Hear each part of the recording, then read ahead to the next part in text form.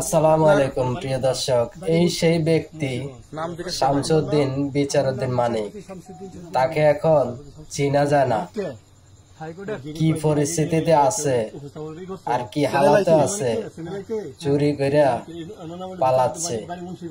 দেখেন,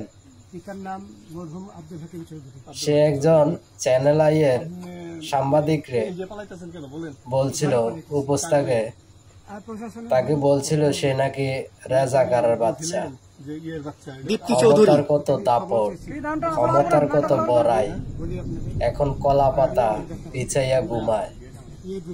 সেই ক্ষমতায় আল্লাহ বেশি দিন রাখে না। যারা জুলুম করে, আপনার কাছে এই মুহূর্তে এরা যখন ধরছে আমাদের প্রতিনিধি কি কি ছিল সাথে, দেশের মানুষের উপর অত্যাচার করে, নিরীহ মানুষদের উপর অত্যাচার করে, তাদের বিচার আল্লাহ একদিন না একদিন করে। অনেক ভিডিওতে আমি বলছিলাম এই অত্যাচার থাকবে না বেশি। মানুষের পতন হইতে বেশি এটা সময় লাগে না, যদি আল্লাহ ধরে তাকে পতন করে ছাড়ে। এই সেই ব্যক্তি যে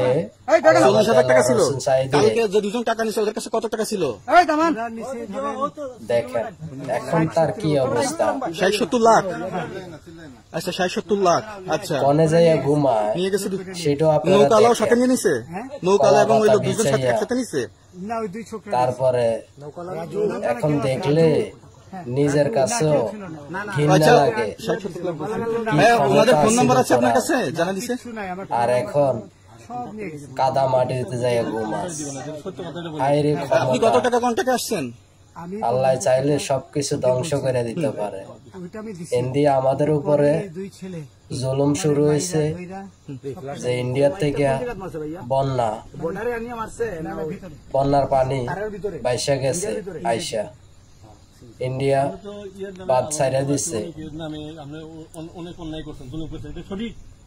এই সে কালা মানে ক্ষমতার বড়াই আর করবানি, ক্ষমতার বড়াই যতক্ষণ করবা ততক্ষণ ভিতরে খালি হিংসে থাকবে। মানুষকে ভালোবাসতে শিখো, মানুষের পাশে দাঁড়াও, আমাদের পয়সার কোনো প্রয়োজন নেই, ঠিক আছে?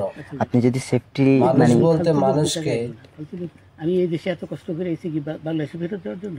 জি না, জি না। ভালো চোখে মানুষকে দেখার দায়িত্বটা হইলো মানুষের প্রতি, মানুষের একটা আন্তরিকতা থাকা। কিন্তু তারা ক্ষমতার বলে এমন যে হয়েছে